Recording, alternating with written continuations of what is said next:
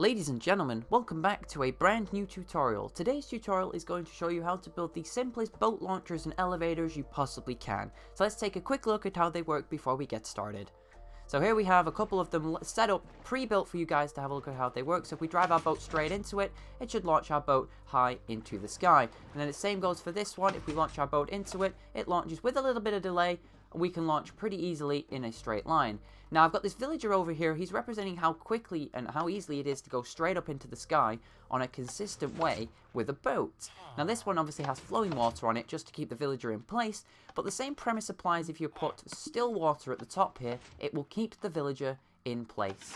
So we place 2 blocks like that and 1 here. It keeps the villager up here, and if you had, say, an aqueduct that you wanted to ride down, you could just let him go and he could probably just flow all the way down off the side. Let's just let him flow out, and then we will just break that like so.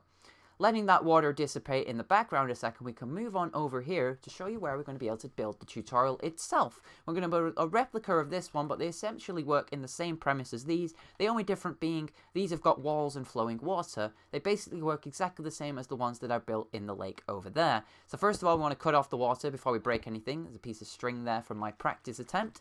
So what we're going to do is we're going to dig down 4 blocks like that and 3 like this. We're then going to place all the obsidian around the outside like so, including those 2 blocks right there. So there's 8 obsidian. It doesn't have to be obsidian. It could just have to be a non-movable object. We're going to move the piston slightly. We're going to put the piston on this side instead. I'm going to break out this, and we're going to break out these as well. We're going to need to put a sticky piston right here, a redstone block, redstone dust, our second sticky piston right there, and then 4 slime blocks above them like that. We can then go back and break this and place in the obsidian again, just in case it decides to pick up any other blocks. The basic premise of the build is done right now, so all we got to do now is place a couple of blocks like so, with a couple of tripwire hooks on either end and some string connecting them, and that basically is the build. And all you need to do now really is get an unsuspecting victim in a boat to just ride along the side of it, and it basically will work exactly like this one does.